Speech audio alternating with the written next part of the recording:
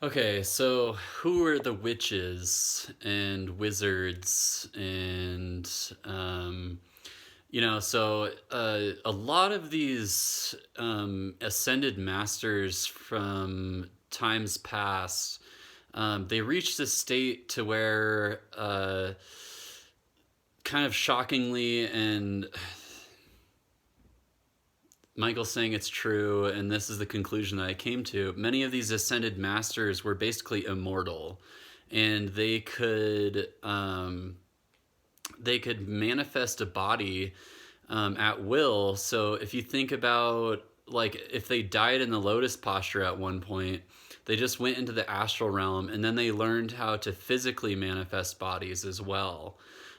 So they could basically live forever by manifesting a new body every single time that they wanted to. And but all these witches and wizards, they had this, I talked about in a previous video, this ascended master chain. And I forgot to mention Shiva in my other video, but it was like Odin, Thoth, and Shiva were these like top three.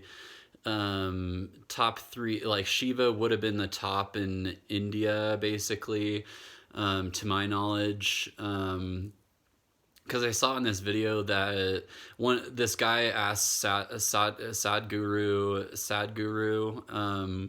he was like, "Why have I gone to all these different villages, and in every single village, the like king or the head person there is a incarnation of Shiva, and Shiva is like he's like the lord of destruction and darkness, so Shiva was kind of a menace to my knowledge in India. And although he did do good things, he was like the master and the king of India, to my knowledge.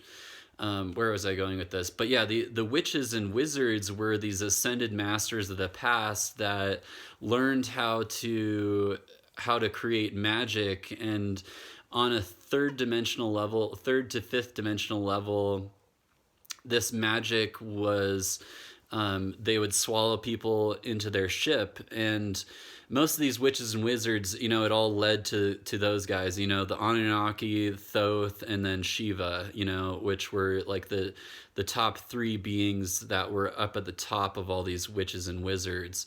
And then it spread out from there like a big pyramid. So you could branch off onto Odin's lineage, and there might be a coven, a witch coven that is a different sect of surrendering to Odin. But the top of that coven would be the only one that knows that Odin is above them. So you can see how this horrible branching off of different collectives could have been, with different agendas, could have been so horrible for the planet, because none of them really know who's the master of their master if they're completely surrendering to their master. You have to basically go against your master to find out who's above them.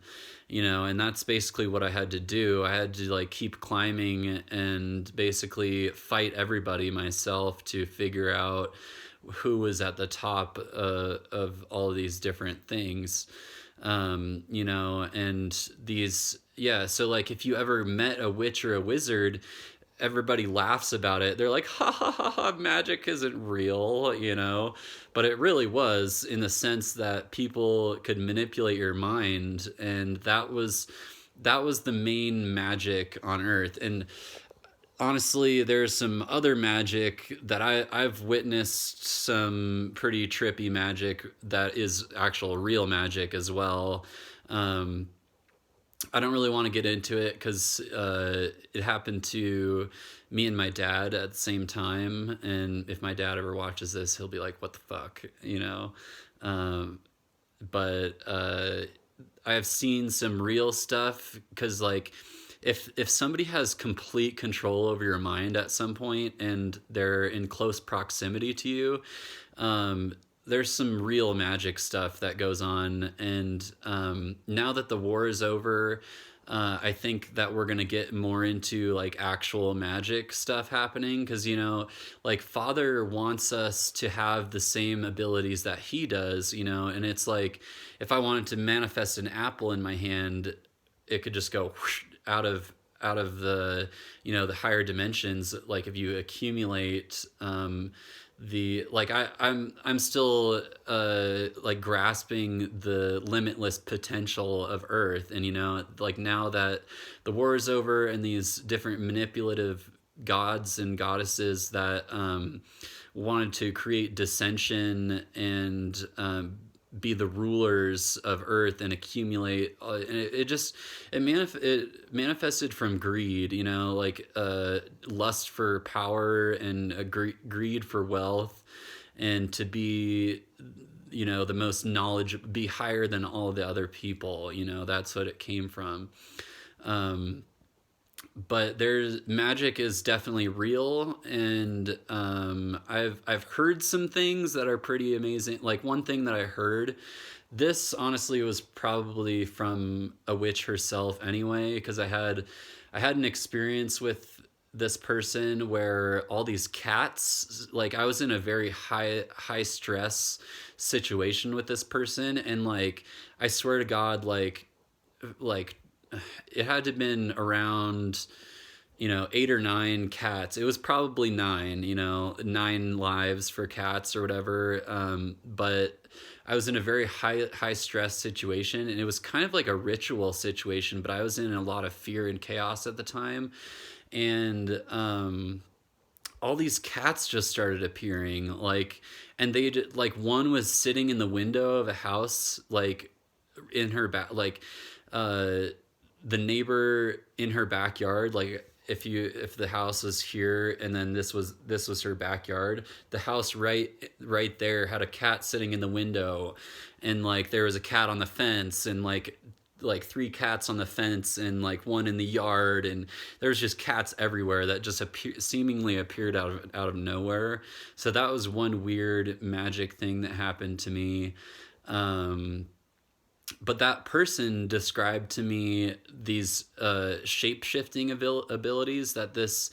Oh, no, that was a different person actually. So a different witch that I met. But yeah, very early on in my ascension, I mentioned that I had a lot of like mental health issues, and now finding out that all this stuff came from these beings at the top. I was being manipulated by these different witches and collectives and shit. And so meaning I was inside of their ship. And I also had an experience where I went into somebody's body, and they had this room inside of their body that was filled with an extremely high amount of chaos. So these witches and wizards would want people to generate fear and chaos, because they could accumulate that energy and like store it inside of their body, and dose people with it if they if you, and like curse people. They could curse people with this room filled with chaos and fear. So that was another reason why the reptilians wanted to generate fear and chaos, is because it's easy to manipulate somebody's mind if they're in fear. So that's why that happened. But back to God and the good things, like if that amount of magic was real without Father overseeing it, just imagine the limitless possibilities with Father or Source himself being the guiding force behind your magic. And that's one thing that I always thought about logically, and I guess this thought came to me because I'm an angel.